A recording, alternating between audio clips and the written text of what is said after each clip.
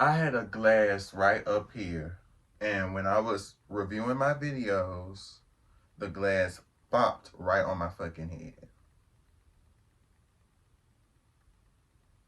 Roll intro. Come along, oh, come along with me. Smoke some weed and talk some shit. I don't really like to smoke though. I hate some of these hoes. I sure do. Come along with me. Talk some shit and smoke some weed. I don't really like to smoke though. Anyway, that's my intro, bitch. Um. Okay, YouTube. Because it's been a while. It's been a while. It's been basically a week or over a week. Y'all know how my schedule, like, I'm just so consistent with being inconsistent, right? So consistent with being inconsistent. Okay, so there was one thing that I saw that was 2 years ago. It was the Americanization of blackness. Ah, the Americanization of blackness, right? Look into it because I thought it was very interesting. He thinks he's funny, but he sends people running. Even his family knows that he won't grow. The little child growing up Brooklyn style. Things get complicated. No wonder he's so hated. Everybody hates Chris. Okay, I'm gonna get off. I'm gonna let you do your thing. Your Chucky good though. If you was local, I would have teach that Chucky. I ain't gonna lie, that's a good Chucky. Yo. That would have been going. Okay, cool. Oh man, what was I going? Always. No, pop. Obviously, I've been paying attention to the stream. Everybody's performances have been like so incredible to me, and it's just like, yeah, I mean, no, because like, obviously, because I have a plan. But like, okay, let me start with where this idea came from a bit, and then I'm gonna pop off into what I'm doing, and we can have like a back and forth with the chat. Okay. I don't know what.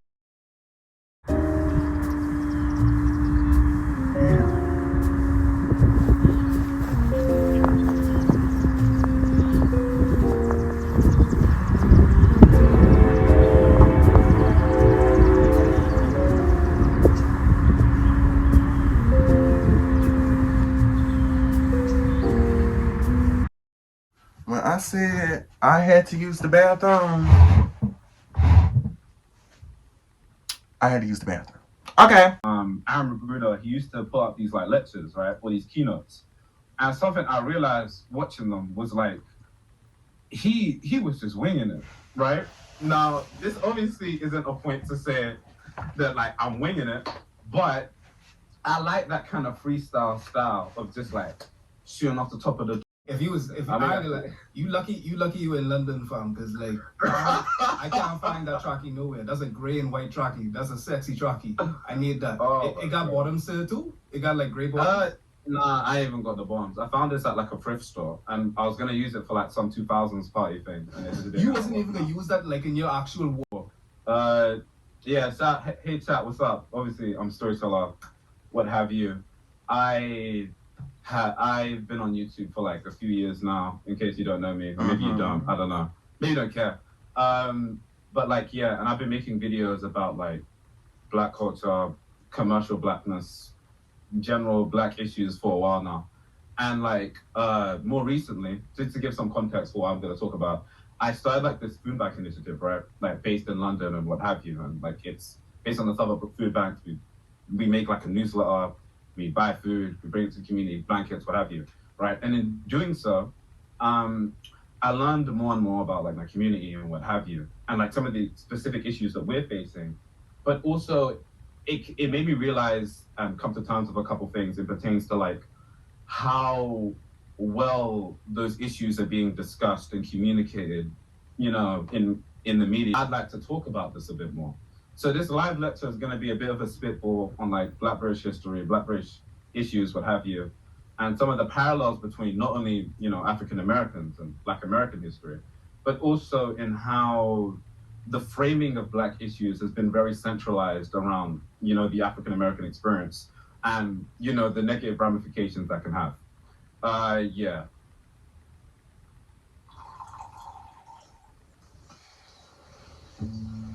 So I was dating this guy, Chris. Girl, I don't care.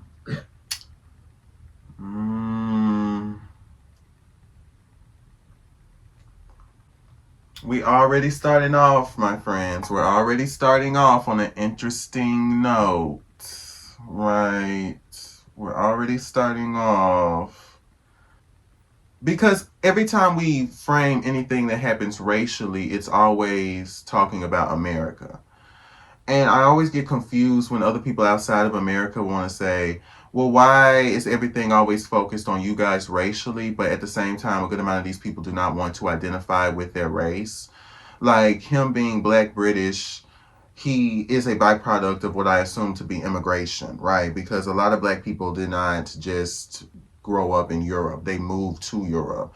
And in that, that's a whole specific type of reality, and that's a different type of reality. But for people who came to a different country, not people who were sold to a country based off of racial identification, right?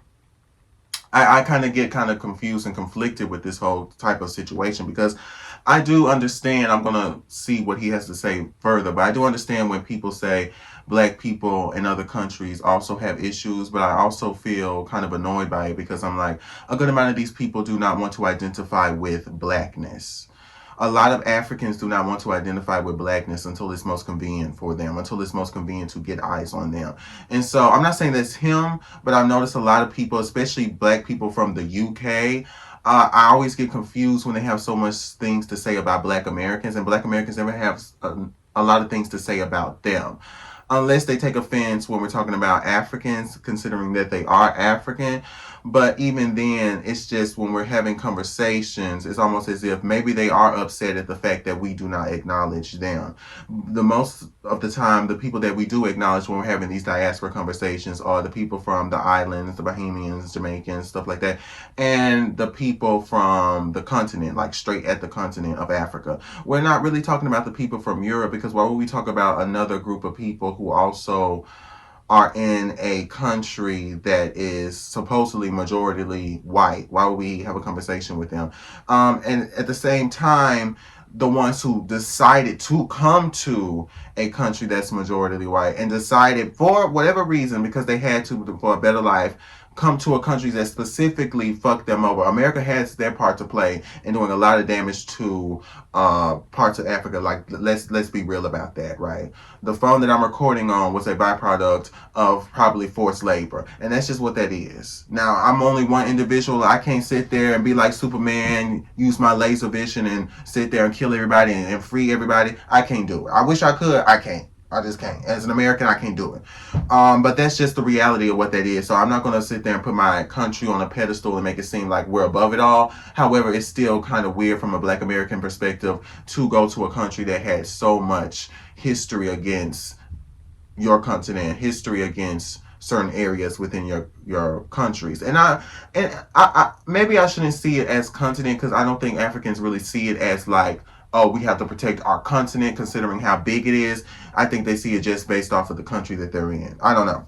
So maybe I shouldn't just say people who are trying to reflect their continent. I don't think they see it that way because I'm seeing it from, the United States of America kind of way where we see it as, okay, our country, that's our country. We don't have various different countries. We have one big country and then we have various different states, which is kind of weird, but that's just how the place is set up.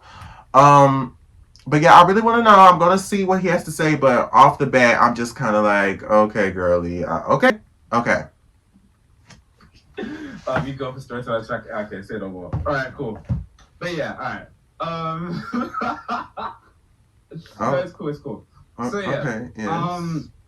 We don't yeah. So we start with let's start with say the Windrush scandal, right? So the Windrush generation are the generation of Black people, mainly Black Caribbeans, that came through within the UK, roughly in the 1940s after the World War. So after World War II. And so after World War II, a bunch of black people came, and a bunch of black people came to London, and they started to migrate roughly around like South London. So I want to say like Brixton, Peckham, what have you, right? And so eventually that's what led to the multiculturalism that you generally see without London. So in London, we have like a very massive air quotes here, multicultural society as a result of the Windrush generation coming through. And something important to note within that is that London's multiculturalism, not even the UK, but London specifically's multiculturalism, isn't as like a byproduct of Britain's generosity or the UK's generosity or what have you, or how much they just love immigrants, right? Because historically they don't, and we'll get into that. But it's much more like it's much more an extension of Britain's need to rebuild itself. And as a result, that's kind of how the formation of multiculturalism within London, within the UK, started to happen, right? Storytelling and objectify. Say no more. What's it called? All right. We're still on the Adidas, my friend. I'm trying to get the tea, and they're talking about Adidas. Nike, I think I'll do it. Now, I came onto this video to talk about the Americanization of blackness and to have somebody from a whole different culture sit there and give me the tea about what their history and all the other stuff that was going on in their country, right?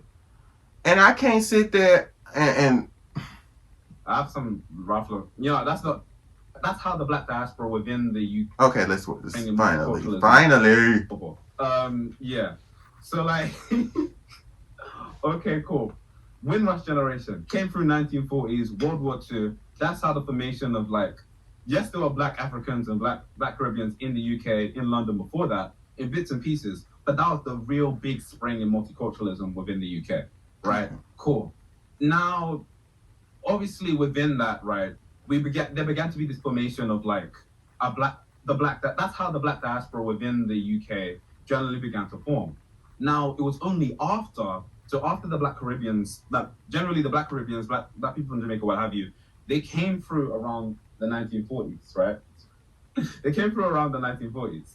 And then after that, that's when the black Africans came, right? And there was a slight divide between the black Caribbeans and the black Africans because, you know, there was this idea that it's like, okay, they're folks, they're fresh off the boat, what have you. And so a lot of the depiction, not only in the media, but also like socially, was like, oh man, like, I mean, yeah, I've never seen anyone like speak like this. I mean, you guys move a bit weird. And whether that's as a result of colonization or what have you, right? That's not really the discussion right now. That's a result of tribalism. I'm going to tell you that now because every time I see any type of conversation between different types of African people, there's always a form of tribalism, right? We do this better, no, we do that. And yes, like when it's like sports, when it's like other stuff like, you know, competition, it's always good to have like friendly competition, but a lot of times it's just tribalism, like they're being tribal, like, okay, I'm better than you, you're better than me. And part of the reason why believe, I forgot her name, it's Ivy, and yeah, it's Ivy Anita. Yeah, she says something about, I forgot which video it was, but it was one thing that she did where she was basically talking about how, yeah, part of the reason why we even have a lot of the conflicts, part of the reason why Africa has so many different issues going on is because there was a history of some Africans, you know, selling out their own people, treating their own people like shit. Like, let's keep it above. Mistreating their own people, and part of the reason why we even have these tit for tats and these diaspora wars and these issues, this in-house fighting, if you will, is because of those particular problems. I forgot which video she said, but check out her channel. Just check out her channel because she's one of the African girlies that I do follow, that I'm subscribed to, that I just like looking at her commentary because she's always been kind of nuanced with her, she's been really nuanced with a lot of the takes that she's had about black people and about different things that happen in Africa, different things that happen in America, just a lot of different things that happen in the African diaspora altogether. There is, like on my last video I said, we're talking about the UK, there's like 54 countries that I saw, I believe, 54 in the continent of Africa. And so it's just like, They got so many different things going on, so many different types of things happen culturally that they don't really fuck with each other like that. They don't really fool with each other like that. So I had to realize that as a black American, maybe that is just a part of existing in relation to people culturally. But I do also feel that even though they have a lot of in-house fighting, a lot of issues happening with it between themselves, there also is at least an acknowledgement of at least you're African, or at least you're authentic this way. At least that's how I feel as a black American. But you can see excerpts of that divide even till this day. But like that was like a really big deal in the formation of like the black diaspora within God, what's it called? He's about to say Ralph Lauren. Yeah, what's it called? The black diaspora within the UK, right? And so obviously with time, that slowly began to fade away. We have the formation of like bashment and Afrobeats and what have you. And like with that music became like the blurring of the lines between, you know, the black African within the UK and the black Caribbean within the UK, and how their music and in their music and how we mixed and matched the cultures, right? Eventually we began to reach a point where not only it was socially, because the standard of blackness within the UK was ultimately defined by the black Caribbeans, right? And there's nothing like inherently wrong with that, but it even translates to our language, like wagwan, mandem, galdem, what have you, right? The way we speak, right? That's very common in the UK. And like, you know, this created obviously like a natural like slight divide and like what have you. And so seeing like the formation of bashment and like Afrobeats and dancehall music, what have you, be formed like in recent times, has led to a situation where like, you know, people are more proud to be like to be considered African and what have you. And so that's been like a big thing within the UK recently. I bring up like some of these cultural elements, right, within the UK, or within the black UK and what have you, right, and the black diaspora within the UK, because it's like obviously there's this kind of idea around the American experience. As someone that literally makes videos, right, on blackness and what have you, the videos that get the most views for me generally are the ones where I'm talking about like a black American experience. So I'm speaking about like, yeah, I'm speaking about generally black American history and what have you, right? Where it's about to make content solely about like black race issues and what have you. And I've lingered into that, what have you, you know, the viewership would be down, like the interest would be down. And that's because, and that's a whole different conversation about how blackness has become centralized around the African American experience. And that's kind of a bit of what I kind of want to discuss. I see what he was. This is I'm only taking what he said. I'm only taking what he said. Okay. He was talking about the Africans and the Caribbeans. Now, the Africans and Caribbeans are very proud people. Everybody should be proud of their culture, period. That at the forefront of that is not blackness, right? When we're talking about blackness on racially, yes, we are all black. When we're talking about blackness culturally, Africans and Jamaicans are not black.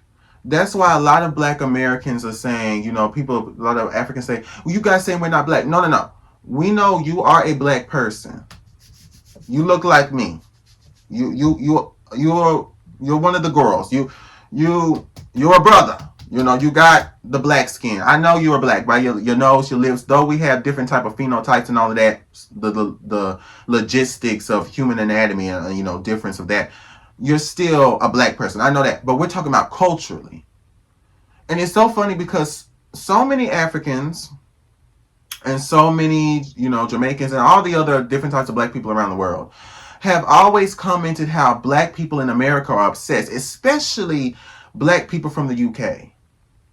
Black people from the UK have said that Americans are obsessed with race, and it's been kind of flipped where they say you guys are not the only ones who are black. And I've said this time and time again, how black people outside of America, Africans, Jamaicans, Bohemians, whatever they are, they don't see blackness the same as people who hold the racial classification as a marker or a descriptor of their culture. You do not hold race as a descriptor of your culture. You don't. It doesn't even sound right to sit there and say black Jamaican, black, because it feels almost like we're adding two different. You don't have to add black on that. I'm going to naturally assume that as a Jamaican you are black until I see that you aren't. And even then I'm going to be like, well, most of them black. That's how I see it. That's how I feel most people see it. I'm going to assume if you're African that you're black until I see that maybe you're white or whatever. And then I'm going to naturally assume that most of them are black. Probably the reason that you are considered, a part of that background is because of colonization or something else. Or maybe your mama white or something. Maybe you're biracial, mixed, colored, whatever they say, right? I'm going to naturally assume, though, that that's the case. But when we're talking about people who hold their race as a identifier of their culture, that is very different from people who have a whole other type of thing, a whole other type of lineage and heritage of ethnicity. And I feel like people outside of the country, they do not get that.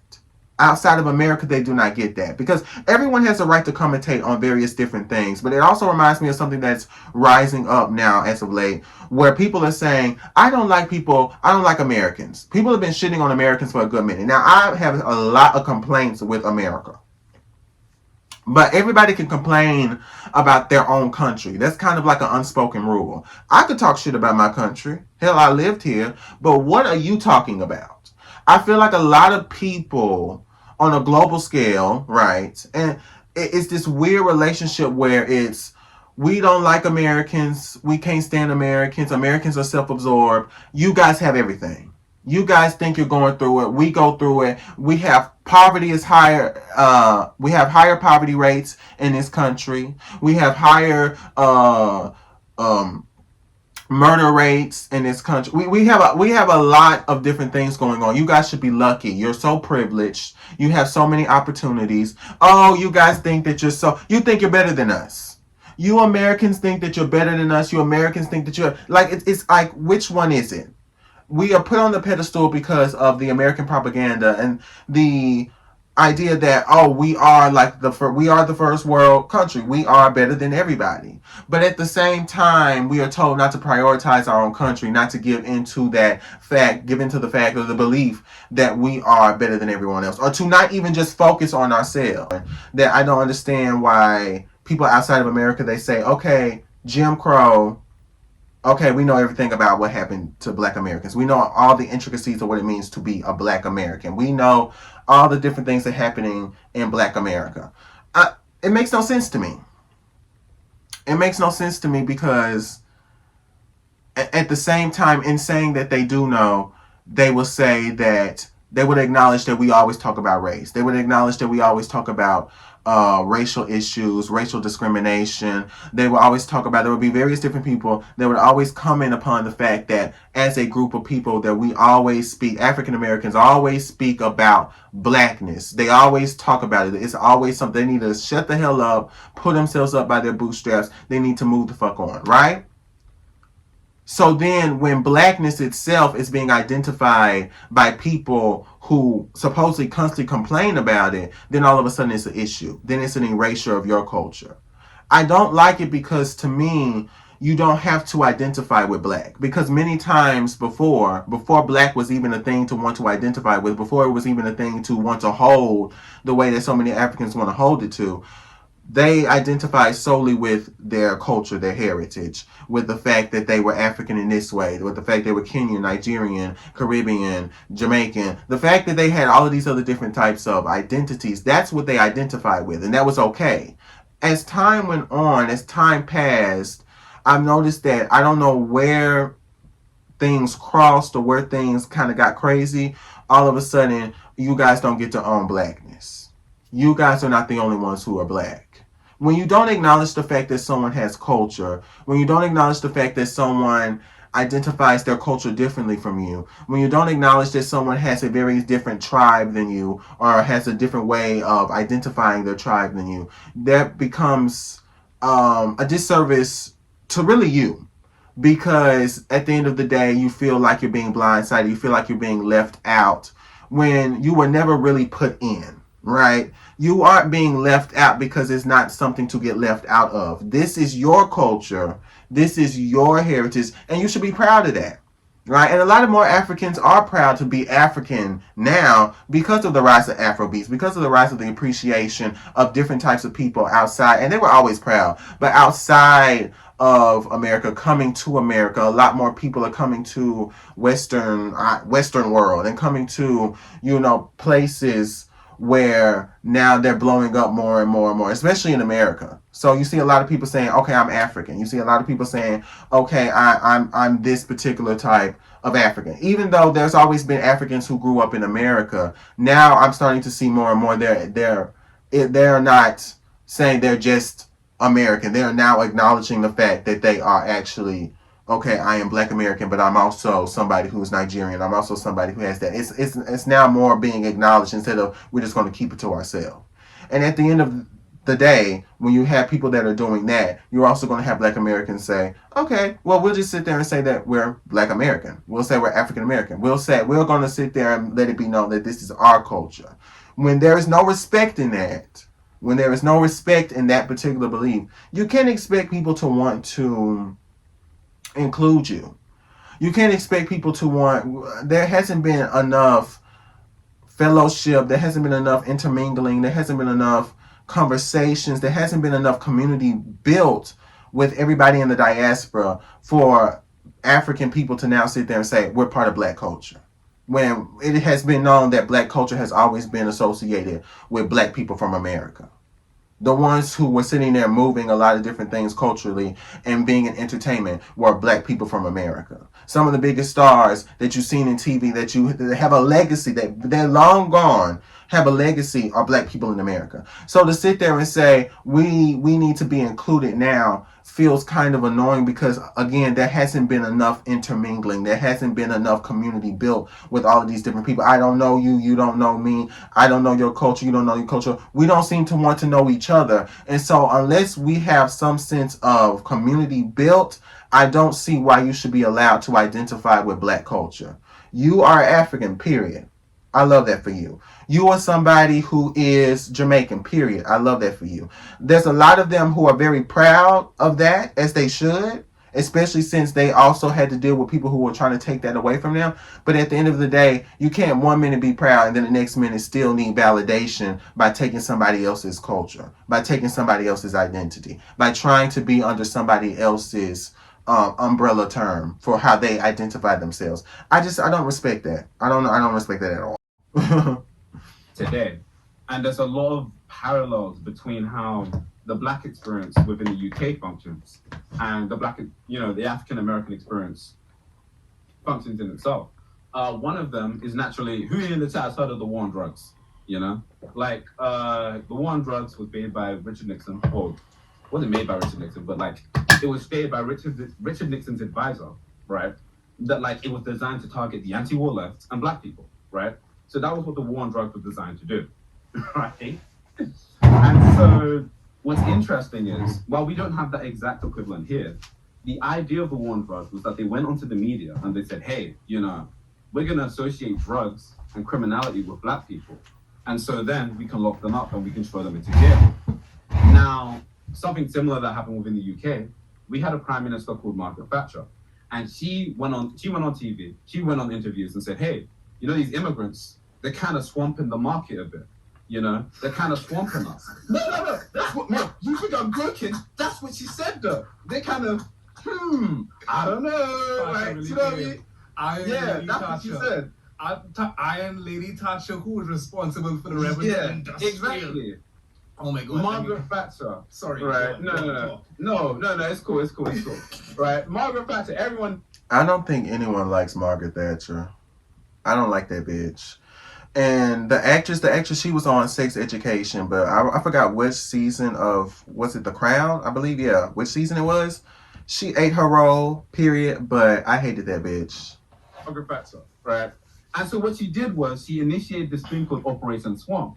And the idea of Operation Swamp was to target Black people within like areas like Brixton and, run them down, stop and search, and get them locked up behind bars.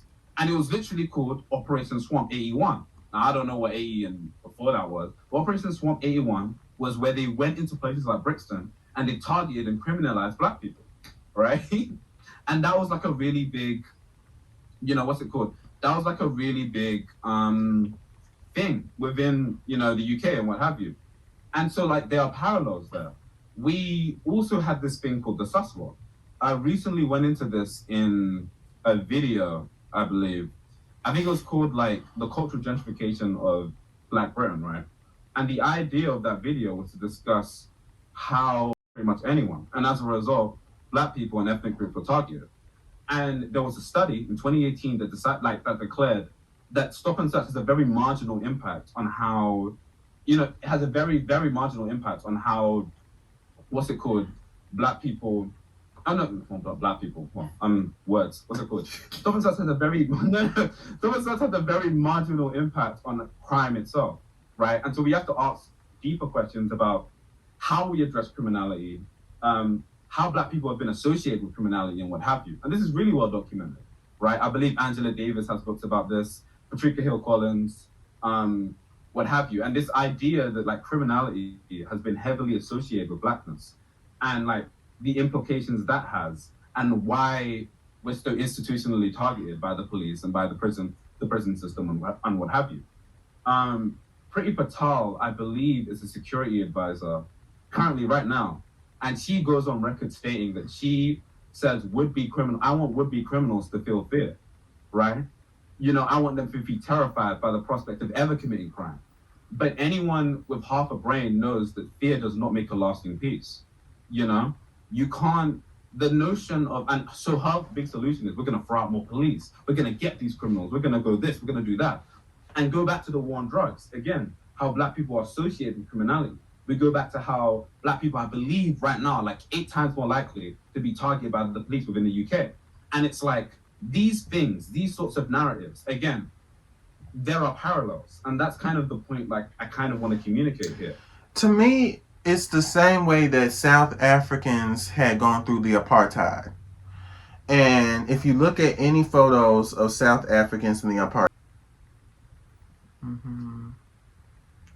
okay, and you see whites, non-whites. Yeah. And then, we go to Jim Crow. And what do you see? The Jim Crow era. So let me just look. I don't want to look up just images because I'm scared it might be AI, right? You can't trust shit these days. But you look here, and then I'm gonna go to I'm gonna say for South Africa, apartheid South Africa shit. You go look at the images, white area, right?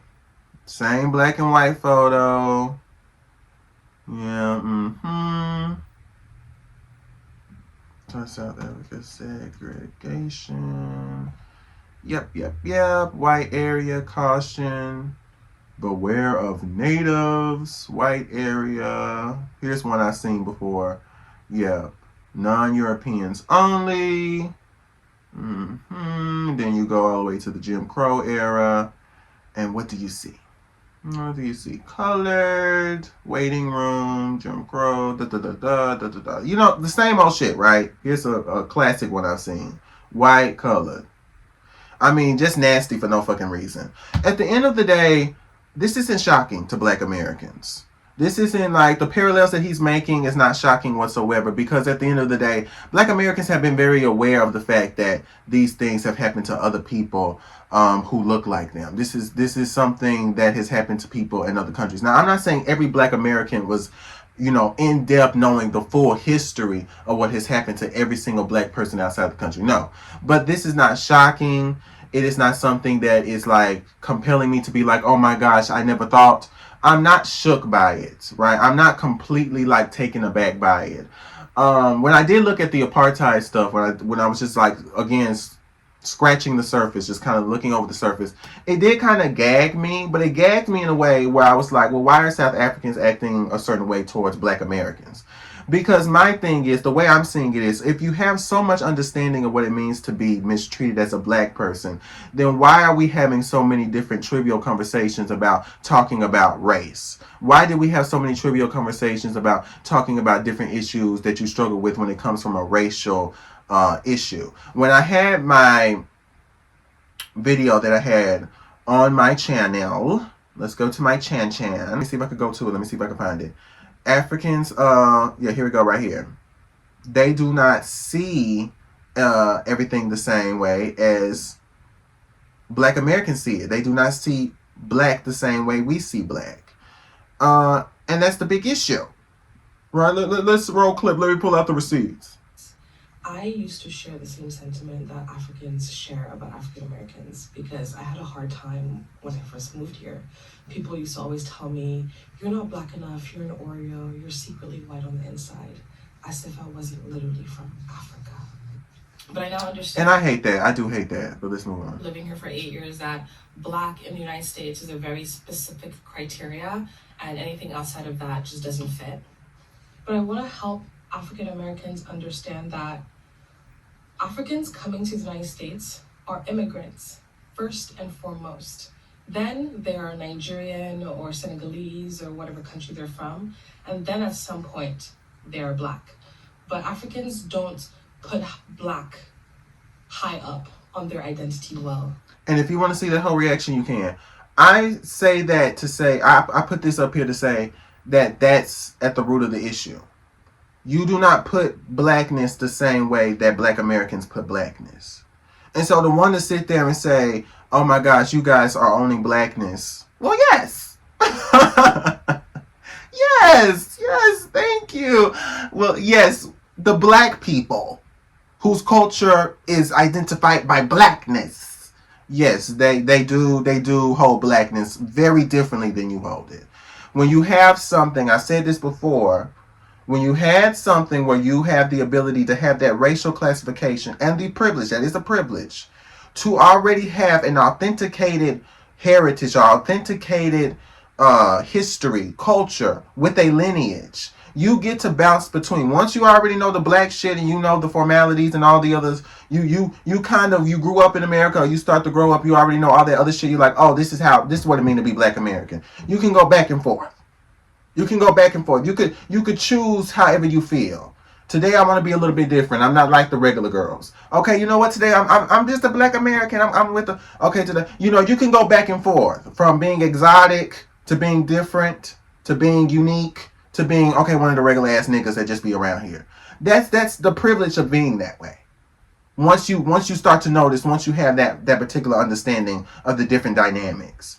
And so the reason that blackness is Americanized is because black people in America have a very different way of existing in their racial classification than people outside of America. Everything that he said Black Jamaican. He said Black Caribbean. That Jamaican, that Caribbean, that Black African, that African, that holds so much. There's so much that goes into that. There's so much culture, so many differences that go into that identity itself. But when you are black, now we could say Creole, we could say this, we could say that, we could have all these other different conversations. Southern black, northern black, from the city, from this, wherever you at. But when you identify yourself, I almost went into an accent. When you identify yourself as black and you hold blackness, and that's the big moment, and then we can get into all the other stuff underneath, but you really just have blackness that's at the forefront of everything, it's not the same as everyone else outside of America. And so when they say, well, we want to be black, we want to be part, again, I understand what they mean by saying they have different issues. Again, none of this is shocking. I'm glad that he's giving like specific history and other things for people to actually look into. I'm glad that he's saying that. But at the end of the day, to want to come into, America, come into another country, or to want to be a part of the conversation and say, we're all black, we're all in this together. I'm like, but we haven't been communicating like that, Miss Mamas. I haven't seen you at the cookout. You haven't been in a group chat. We haven't had a FaceTime. I haven't seen you at church service. We haven't had a conversation.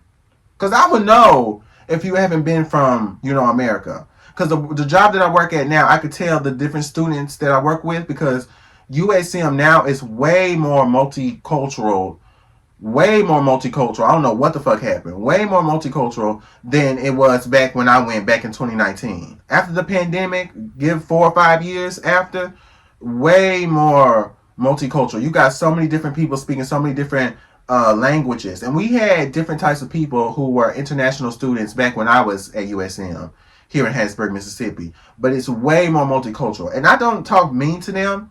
I don't talk shit to them. I don't talk bad about them because I feel like, oh, why would you do that? Especially since they're a little bit younger, and most of them I think are freshmen. Even if they were my age, it's like talk to people with fucking respect. It's at a job. Unless they talking shit about you, move on, right? And there are some issues with people who come from different countries because I have to be honest. There is some people at my job who they are Black Americans and they be sitting there yelling at some of those workers, right? They be yelling at some of the workers, and it ain't got too crazy to the where I'm like, I might have to sit there and I might have to say something because I was unemployed for a long time. Like I got to find another job because I might start something, right?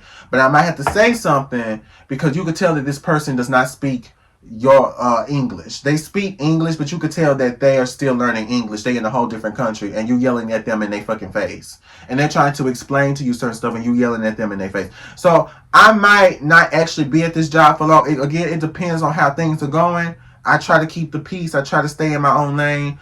But there is certain dynamics where I have to acknowledge when somebody comes from a whole different country and they come and they work and they do certain things and they are younger and there's a power dynamic of managers and other people in supervisor positions and they're looking down on some of these kids or they sitting there mistreating these kids. I've had dealt with people who are managers who have come in my face, wanted to fight me and all this other shit, and I've been like, bitch, back up.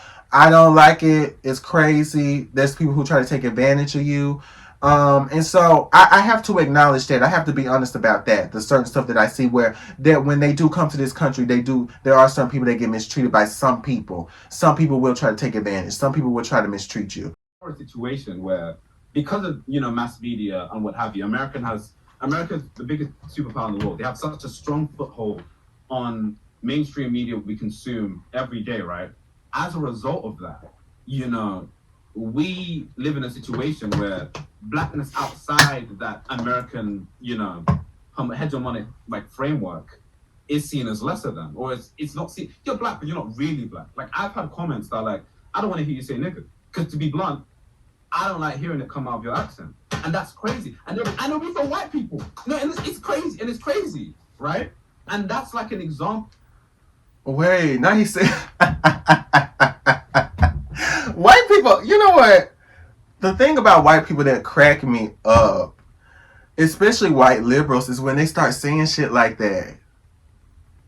Like, wait, hold on. What are you doing? Why are you in it? Even with, I might make a whole reaction video about how I've literally looked at so many different hip hop reactions, and I would listen to the voice, and I say, wait a minute. I said, that don't sound like a nigga. And then I would wait, and it would be a whole white boy named Tyler. It would be a whole white man named Johnny. I'm like, what is he doing talking about? I mean, again, if you want to sit there and talk about it, talk about it. I remember being down the street somewhere. I was walking the crosswalk from the university, going back home. And a bunch of white dudes in a darn truck was sitting there bobbing their head, listening to some rap music like, yeah, you know about it. I'm like, I don't know about it, bitch. I'm from the suburbs. I don't know. And I don't think you know about it either. So let's calm down, right? I don't think you know about it either, sweetheart. It's just kind of crazy to me how... it's crazy to me how they would feel so, I don't know, influenced by... I don't know, maybe they got a black boyfriend, a black partner. And again, I'm not going to think that you're just above it all if you got a black partner. I don't care. I do not care. Oh my gosh, I know you love black people. I'm still going to think she might be racist. He might be racist. They might have a little anti-black in them. Because anti-blackness doesn't just have to be, I'm going to say a slur. You might have some anti-blackness in you and still want to hang out with black people, want to do shit with black people. That don't mean nothing to me, baby. So at the end of the day, I don't know. Maybe it's some people who have black boyfriends, black husbands, it's usually a good amount of it is white women. But even the white men, they get a little too comfortable. They get a fade, and they got their wave setting, and they get a couple of tattoos. you know, a little raindrop under their eye and they think they did something. You ain't popped nobody. So I don't understand why we get a little too comfortable trying to debate the logistics of blackness and who gets to say what. But that's neither here or there. Of how, like, you know, there's like an image of it, right? There's like a specific image of what blackness is in the minds of people. And that commercialized image, you know, that's a kind of one we can get into another day. And also, I just want to say, again, this, I think what's so frustrating about it, right, is that it's kind of like if I would start saying bumblecop. I can't even say this shit, bumblecop.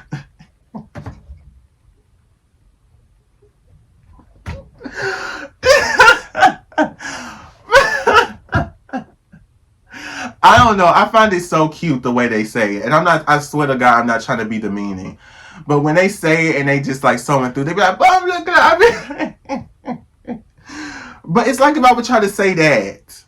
It's like, it's the same thing. It's like people would say, a lot of Jamaicans, they would say, oh girl, we don't care. Like you could say, and they would be lying. They would be like, that's cringy. Why are you saying bumblecop? Why are you saying that? You don't know how to say it. Stop saying it. Right? Or like if they're not gonna say stop saying it, they're gonna at least be like that's cringy, or they're gonna make fun of it because there's no authenticity to it. It's about authenticity. It's about gatekeeping. It's about respecting other people's culture, right? Everybody wants to say nigga, and some people, and he says that they get treated like how we would associate the different parameters or different measurements of how we identify who is a nigga, right? Based off of the violence they go through, based off of the different talks that they have, based off of their lived experiences, or the people that they know who live certain lifestyles as black people, right? At the end of the day, though, it's like you could say it if you want to, but you don't understand all of the intricacies of what it means to say that word. You don't know what it means to say that word. You don't know what it means to live that word. You haven't been around niggas. I've been around niggas. I got some niggas in my family. I've seen other niggas, right? And we may not all agree on anything, but one thing that is agreed upon is that there is an understanding within the mind of why we say nigga, of what that means in a grand scheme of things, what that means culturally, what that means historically, right? And people outside of America, they say, well, we know what that means. It's like, yeah, but seeing it on entertainment, seeing it on TV, seeing it in different aspects like that, that doesn't necessarily mean that you understand the full embodiment of the word. That does not mean that. That does not mean that. They got their own slang in the UK. They got their own slang in Jamaica. They got their own slang in Africa. They got their own slang in all these other different places, sweetheart. They got their own shit, which makes sense because it's a whole different area. So why wouldn't they have their own words, their own slang? Why wouldn't they have their own verbiage? I'm not even that ignorant as an American to think that I somehow invented, slang words. Like we invented, no, everybody has their own shit. And that's okay. That's cool. That's diversity. That's the reality of having different people live in different places. But when people they feel so entitled to Black American culture because Black American culture is not something that is sacred, right? We don't get to keep. We so used to having everybody be in our shit that we just, you get the cookout. Big titty white woman, you get the cookout. Big dick white man, you get the cookout. Like we give it, so we give them everything off of just not much. Just wear a do-rag and be able to sit there and look like you gonna box a nigga and then all of a sudden you invited. Yeah, you invited.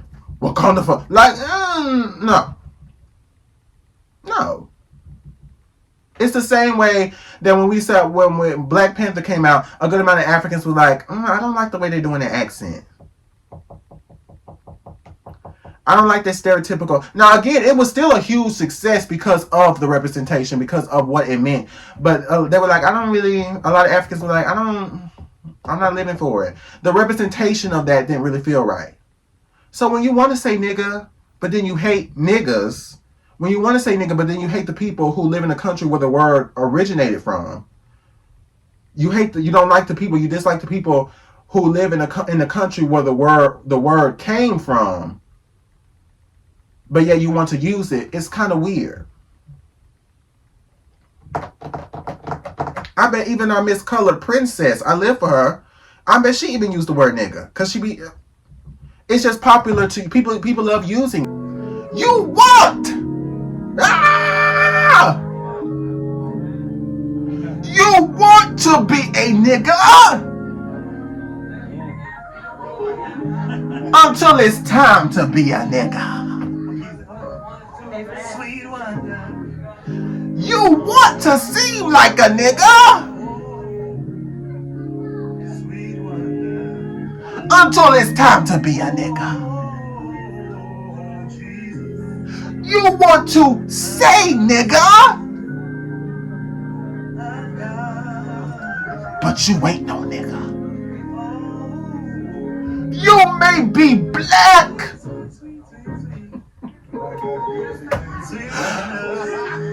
but you ain't black. Let's get back to. You know, it's important that the main thing I want to communicate here is that it's very important that we remain cognizant of not only the way we frame blackness, but our perceptions of blackness, like globally, right? And we should maintain solidarity with black people across the globe and be mindful of the way we perceive these things. I'm not sure if I'm making it like a whole bunch of sense. Perfect. Feel free to interrupt me at any point. But yeah, that's kind of what I wanted to discuss. Yeah, I'm not sure if there's anything, obviously, like if there's anything anyone in chat wants to discuss, wants to talk about. I don't mind bouncing off them. If you have anything to say, do your thing.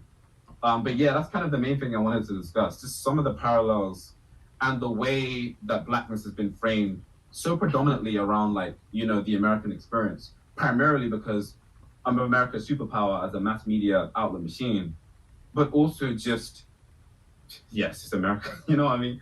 So yeah, no, just, yeah, I've been I'm curious of Haryana, you're right. Yeah, sorry, I literally have like at least 3 videos in my catalog, basically dedicated to exactly your thesis, and it is very sobering to hear it come from a different accent.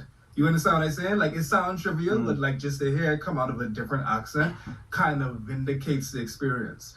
At the same time, like, I don't want to talk too long because this is your thing, but like, I also want to respect like my biases towards Black Americans even coming to the United States, because like I had the same feeling. Like, literally the commodification of N on my channel is about, like, I have a story where literally people. I saw that video. That was a good video, by the way. Yeah, so you go. I mean, as a fan of your takes, a fan of a fan like Chris Brown and Tiger, but I mean, like, the thing is, like the thing is, I literally have had those moments where people have literally told me that you are not black enough to do X, Y, and Z. That there's qualifiers of being black. I could pick on T a little bit. I mean, we joking, right? But you see, we joking about the trivia and not knowing these movies and not knowing these parts of American culture.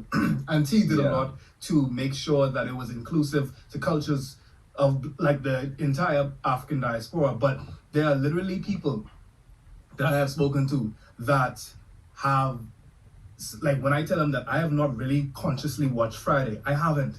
I ain't gonna lie. Yeah. Like, I've watched it in the background. Like, BET is played a billion times. I've watched it in the background, but I've not consciously sat down and watched it out of my own volition. It's been on. Yeah. It's background noise. It's J. Cole's album. You know what I'm feeling? It's something to go to sleep to. Yeah. So I mean, like, the thing is. Wait, you know J. Cole, man? Wait, bro, J. Cole is lullabies for me. That's like Mary Had a Lullaby. But people know I already have hot takes on J. Cole. Honestly, like, it's a poor man. Yeah, no, I have hot takes on J. Cole too. I'm just surprised that we might see eye to eye on this. No, seriously. The only thing I see when I hear J. Cole is the back of my eyelids. Like, I go to sleep. Like, always bragging. This man always want to brag about the fact that he made Gone Platinum, no features. Yeah, because you made a nursery rhyme. Like, you literally made, like, you made a lullaby album. You made a white noise album. But anyway, but most of what I'm saying is, like, people will hear the fact that, like, you haven't heard these canonical black experiences of media and then say that you're not black because it's not a part of your cultural zeitgeist. But the thing is, American culture is like not a gate to be kept in order to get an access blackness. You get me? Like, there's things in black British culture that is unique to black British culture and validates blackness. Just like in immigrant culture, in Nigerian culture, in Caribbean culture, in Jamaican culture, in African culture, in Ugandan culture. In this conversation, I feel like it's like, no. There hasn't been enough interconnecting for people outside of America to dictate how we decide to uphold our culture. There has not been enough this is at the root of the problem. When someone feels so confident in saying, okay, well, you guys, you don't get to keep, you don't get to sit there and just uphold blackness. Yes, the fuck we do. Because at the end of the day, we don't have the same ability to have this insight in African culture. We do not. We do not have the same ability to sit there and say, you guys don't get to just go around and think that you're just African. No, you don't. You don't just get to go around and think that you're the only one who's African. You're the only one who is Jamaican. I just took my ancestry test and turns out I'm 10% Jamaican. So you're not the only one who gets to go around. They would sit there and they would say, negative. When everyone else outside of America, there is a quick negative. There's a quick no access denied. Access denied. Quick. No denying that shit. No, we could play about it. We could sit there and trivialize it. Oh, girl, that's not everybody. Oh, girl, we could do all that. At the end of the day, though, it's a quick you're not allowed. When black Americans say the same thing, and there's the same type of tribalistic tendency, and the same type of thing where it's like, I don't want you to be a part of it. You don't know what it means to be a nigga. Get out. Okay.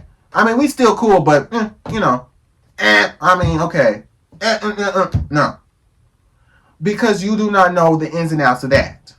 But for some reason, when black Americans, if I were to say, I'm African American, and I would just sit there, they would ask, well, what type of African?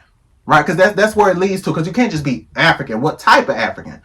And then I would sit there and say, well, I don't know. I just know I'm African because I came from Africa. Okay, but what type? Like, where are you from? Are you Ugandan? Are you Nigerian? Are you Kenyan, Somalian? Like, where we at? Oh, well, I don't know because, well, then how are you going to go around and tell me how African you are if you don't even know what type of African you are? How are you going to go around and give a whole lesson and tell me as a real African, tell me, and you don't even know what type of, but yet you can come over here, you can sit there and have a little cookout here or there, have a rib plate, you can have a little slider, because some of us want to be bougie. You can have you a little potato salad, which you a nice little cooler drink, and then now you all of a sudden you like, well, you know what, I'm solidified enough in here to say you guys don't just hold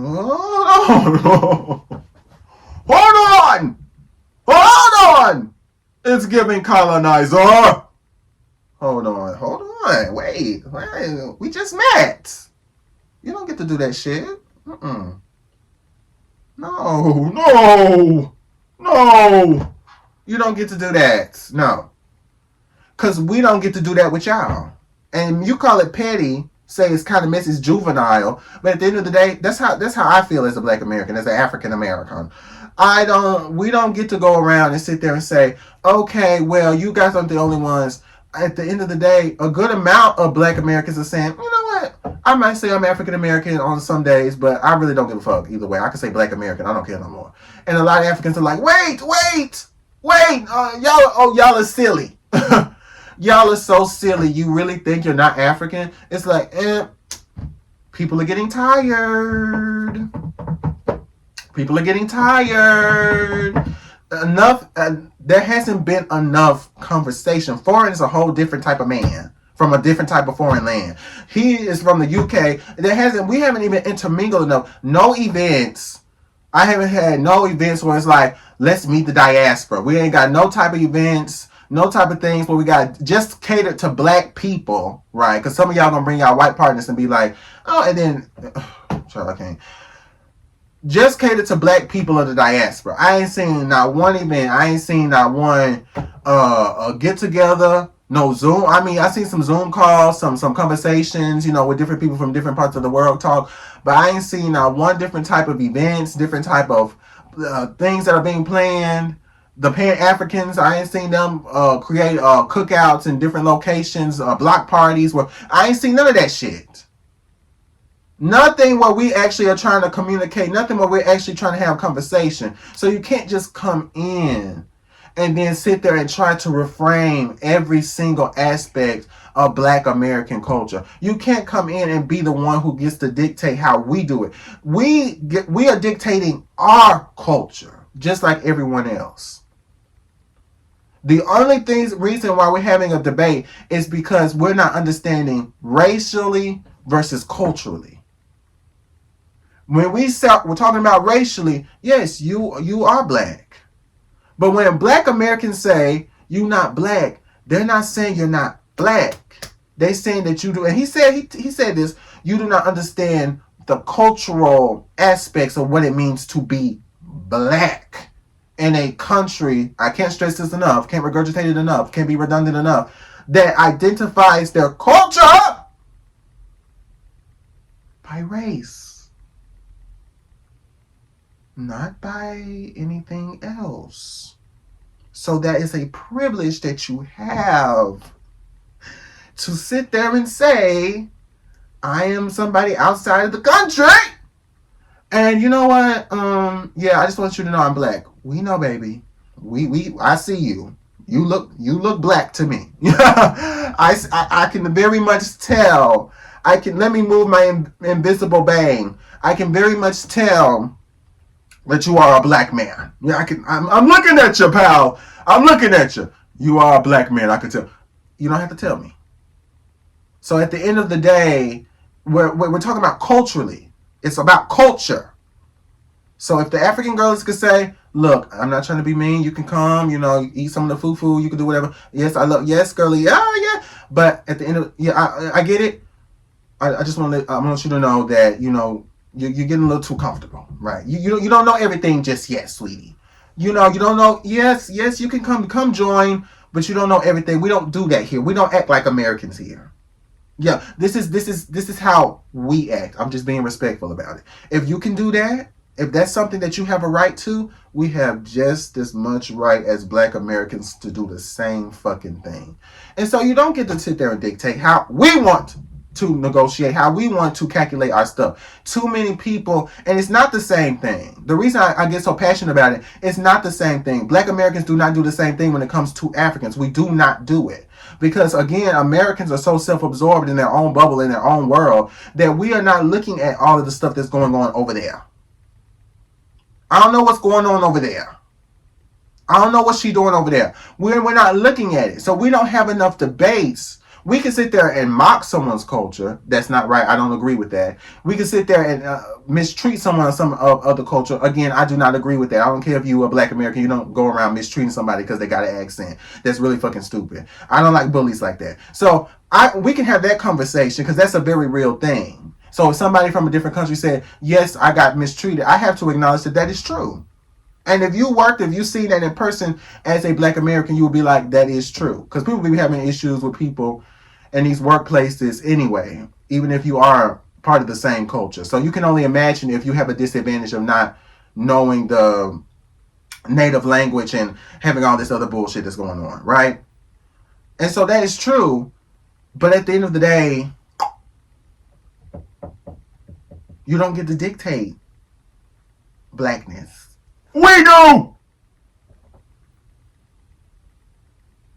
Because what do they say when it comes to the issues happening in the UK? Now, I call them black because they are black. I said that in my video it's on my channel. I say black. But I do also touch upon xenophobia. I kept forgetting xenophobia because that's really at the forefront of all of this is xenophobia, right? It's not just because they're black, right?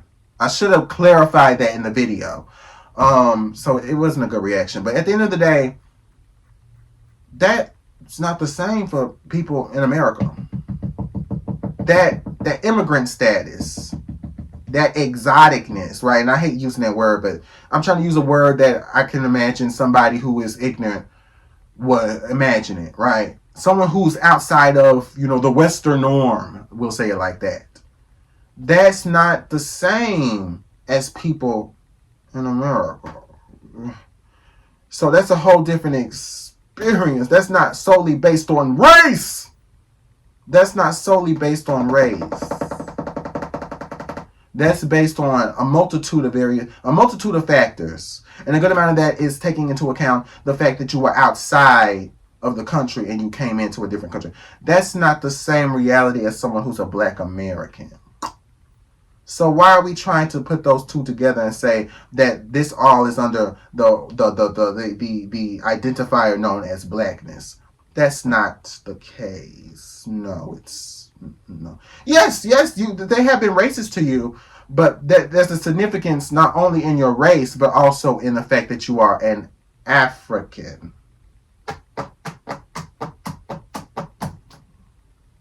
But anyway, just like Friday is like a rites of passage for a Black American to be Black American. Just like how in the Bahamas, like if you don't eat conch salad, like you can't be a Bahamian. Like we need to stop gatekeeping Blackness is basically what I say. Go on. Yeah. You're making me hot. Yeah, man. I was just gonna write J. Cole sucks in the chat. But before I get into that, and I agree. Like speaking quickly to Friday, right? Like that was a movie that I hadn't seen for a long period of time. It's like, okay, even like an example is that I got into a conversation with a friend about this recently. It was a Black American friend. And I was talking about like knife crime within the UK, because that's a really big deal, right? Like obviously knife crime, people dying, what have you. And he was like, you guys just have knife crime? We have people being shot. And like it was this kind of like weird hierarchical like Pain Olympics. Nah, you got it back, but like it's like oppression Olympics, what have you, like pain Olympics, like what is the goal? Like people are dying, right? And like creating like a structure and hierarchy around people dying, call it a hunch. I don't think it's necessarily ideal, right? Like that's not something you should do, you know? Really? I agree. And it's like this really weird, it's this weird like, yourself. I'm gonna have a that's cookie. very important. It's very important that we're able to take pride in who we are and what have you.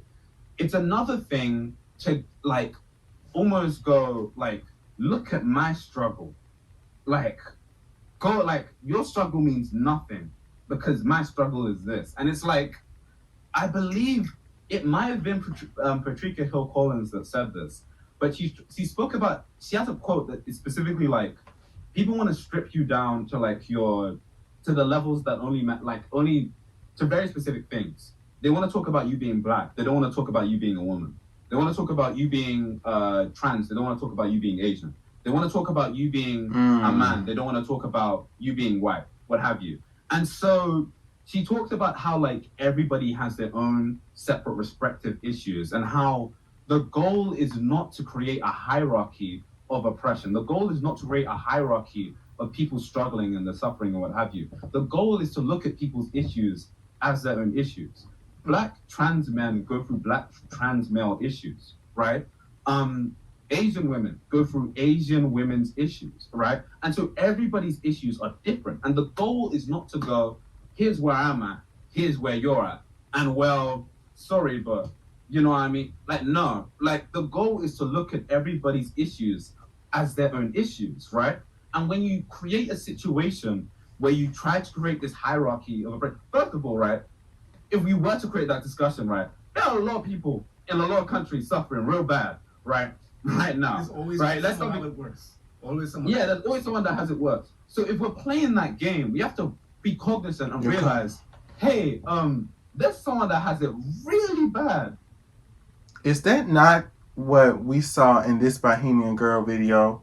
What I reacted to was she said, "There's somebody out there eating mud pies, and you're in America complaining." It's so funny how I do it all the time too. But we as human beings, we without even trying contradict ourselves. right? You said do not make a hierarchy based off of who has it worse, yet you're doing it right now. And plenty of people outside of America have always done that, where they have given into the American propaganda that we are better than everybody else, that everybody else is a third world country, resented America for doing that, but also given into the reality of that, given into the, I guess I say this, the belief of that, come to America having this preconceived idea that it is us who is complaining, it is us who is doing certain things. And if anything, they were the ones who are deciding to also take in part of the oppression Olympics by saying, how dare you? You don't know what struggle is. How dare you? You don't know what anything is. People would be surprised how many people in America are poor. But when you see somebody in, YouTube or on certain platforms, and they're sitting there getting money off of sitting there over consuming food, getting hundreds upon thousands upon, well, I don't know how many amount of money of food, and they're sitting there getting a whole bunch of followers on it. I follow some of them. I look at some of them at 3 o'clock in the morning when I can't go to sleep. When you see so many different people in America that overconsume, and you sit there and you compare it to, you do a quick comparison to somebody who is living out in the middle of nowhere, not eating something. But then somebody said, well, I could sit there and point you to somebody on the side of my street who lives in my area who's also homeless, who also struggles with not having a home and dealing with different things. But then they say, well, this person also doesn't even have health care. And I'm like, well, this person also doesn't have health care. Like, we can do this all day, right?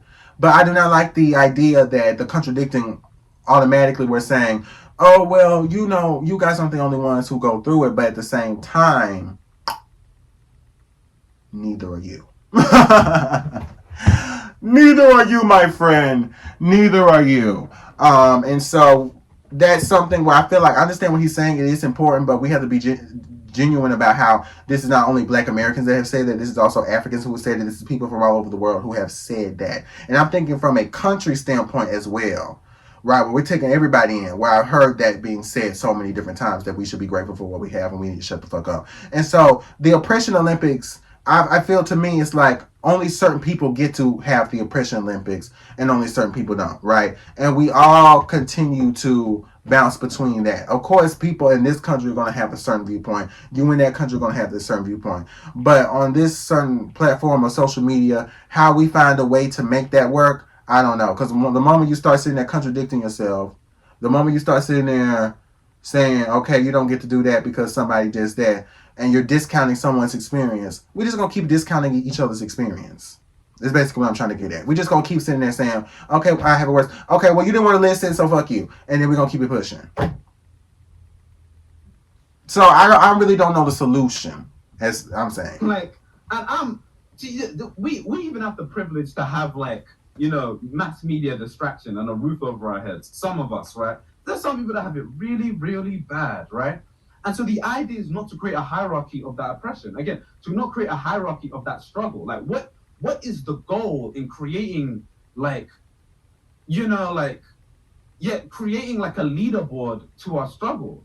Like, what's there to flex? I'm number one. Like, it don't make no sense, right? So I look at situations like that, and it just, it can be frustrating to deal with because, we have to. I also think there's another side to this where it's like the rags to riches story that I've said a couple of times in my videos, in my past videos, where I say that there's an issue with this tendency to only think that somebody is worthy of success, worthy of respect, worthy of really anything if they have come from struggle, if they made it out of something. And that's really with anybody. But I've noticed that a good amount of times where we're talking about you're not Black enough, right? We have those certain issues within the Black American community where it says you're not Black enough because you come from privilege. If you come from nothing, you come from certain places, that does authenticate your Blackness, right? However, I feel like, I don't know if I feel like that's something that Black Americans have to have a conversation about.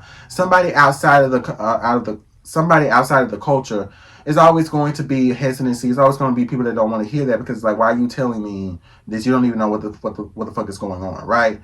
I've had some family members who they got shot, been in jail, a couple family members in and out of jail, a whole bunch of shit like that.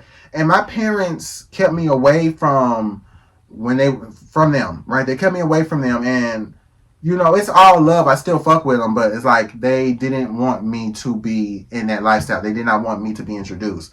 My dad told me that he had some family members, and his mom purposely made sure that he didn't go out there and he wasn't introduced to them because he wasn't playing around certain areas of where they grew up, because there were people who was gang banging, there was people who was wanting to fight, people who was in that lifestyle, right? And so it's a big part of how a lot of people grew up. If you were raised by somebody who came from the hood, but you like me, who had the privilege of growing up in the suburbs and being middle class, it's a different type of weird perspective where you have people who made it out, who they still have certain remnants within themselves, how they carry themselves, where you could tell, oh, they had this particular type of trauma, but they made it out technically, and there's a certain respect that they'll get. But if you're somebody who's in the suburbs and you are somebody who, you don't have that particular type of lifestyle, you don't have that upbringing, it's like it's a different type of way that you will have to navigate to authenticate your blackness. There's a different type of way that you will have to understand. There's a certain way, things that you will have to have, maybe certain experiences that you will have to have, where it'd be like, okay, I may not grow up that way, but at the same time, I'm still a black person. Like, there's just certain things that you'll catch on to the more you're around different types of people who are also like you. That's just how that works. And so I do feel like, yes, we shouldn't authenticate blackness by struggle. We shouldn't authenticate blackness by how we don't have anything. But at the same time, we shouldn't sit there and completely act like it doesn't play a part. We shouldn't completely sit there and act like it doesn't play a part into what it means to be black. But I also feel like it's just, again, this is going to have to be something that black Americans talk about more and more, to find a way to expand, to distance, to really get away from being so interconnected with pain, right? That it feels foreign, it feels weird, it feels uncomfortable to associate with anything peaceful with blackness, because that's white people shit, right? And it's something that I've seen normalized. It's a different type of trauma. Everybody has different struggles within their culture, but it is something where I've been kind of like, when are we going to, because we can't sit there and say, this to the black Americans, we can't sit there and say, okay, we have a rich culture, we have this, and we don't want to just kind of expand it. We got to expand, not to forget, but to, like, this also is black. We got to push forward. We also got to expand what it means to be a black American, what it means to be us culturally. So I agree with that, but all the other stuff, I'm like, I roll.